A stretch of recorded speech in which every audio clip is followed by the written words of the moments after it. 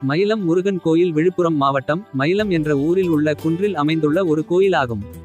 இக்கோயிலானது திண்டிவனத்திலிருந்து 15 kilometre தொலைவிலும் பாண்டிச்சேரியிலிருந்து 30 kilometre தொலைவிலும் அமைந்துள்ளது. சூரபத்மாவின் கொடூரமான ஆட்சியின் முடிவை கொண்டு இந்த தலத்தின் தல வரலாறு தொடங்குகிறது. சூரபூரணரின் கூற்றுப்படி சூரபத்மா முருகனுக்கு எதிராளியான அசுரமயோபாய தந்திரங்களை எல்லாம் பயன்படுத்தியும் தோல்வியுற்றார். இதன் பிறகு சூரபத்மன் தன்னை முருகனின் வாகனமாக ஏற்றுக்கொள்ளும்படி கண்ணீர் மல்க வேண்டியதாக புராணங்கள் கூறுகின்றன. கண்ணீருடனான வேண்டுதலால் மனம் மாறிய முருகக்கடவுள் மயில மலை அருகே வராகா ஆற்றங்கரையில் மயில் வடிவத்தை எடுக்க மிகுந்த உறுதியுடன் தியானம் செய்யும்படி கட்டளையிட்டதாகவும் புராணங்கள் குறிப்பிடுகின்றன. மேலும் சூரபத்மன் தான் அவ்வாறு தவம் செய்து மயில் வடிவத்தை பெறும் போது அதே மலையில் முருகன் நிரந்தரமாக இருந்து அருள்புரிய வேண்டும் எனவும் கேட்டுக்கொண்டதாகவும் புராணங்கள் குறிப்பிடுகின்றன.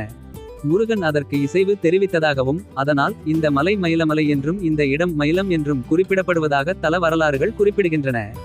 முருகனால் போரில் சூரபத்மன் தோற்கடிக்கப்பட்ட போது அவன் மனம் திருந்தி இறையருள் வேண்டி இந்த பகுதிக்கு வந்து மயில் வடிவ மலையாக மாறி கடும் தவம் புரிந்ததாகவும் தவத்தில் மகிழ்ந்து முருகன் அவனுக்கு காட்சி தந்ததாகவும் அப்போது சூரபத்மன் தன்னை முருகனின் வாகனமாக ஏற்றுக்கொள்ள வேண்டும் என முருகனிடம் வேண்டியதாகவும் மற்றொரு புராண தகவல் கூறுகிறது. மயில் வடிவ மலையாக இருந்து தான் தவம் புரிந்த இந்த மலைக்கு மயூராசலம் என பெயர் விளங்க வேண்டும் எனவும் முருகன் எந்த நாளும் இங்கு வீற்றிருந்து பக்தர்களுக்கு அருள் புரிய வேண்டும் என்றும் சூரபத்மன் கோரிக்கை வைத்ததாகவும் அதற்கு முருகன் அவனிடம் எதிர்காலத்தில் பாலசித்தர் என்பவர் இங்கு தவம் புரிவார், அப்போது உன் விருப்பம் நிறைவேறும் என்று கூறிவிட்டு மறைந்ததாகவும் கூறப்படுகிறது. பாலசித்தர் தவம் புரியும் காலம் வரையிலும் சூரபத்மன் மலையாக நிலை கொண்டு அங்கு காத்திருந்தான்.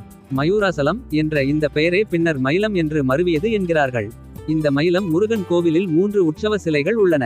வள்ளி தெய்வானை உடனாய பாலசுப்பிரமணியர் இதில் முக்கிய உற்சவர். முத்துக்குமார சுவாமி வள்ளி தெய்வானை 2வது உற்சவர். பரணி நட்சத்திரத்தின் போது வீதியில் உலாவுகிறார்.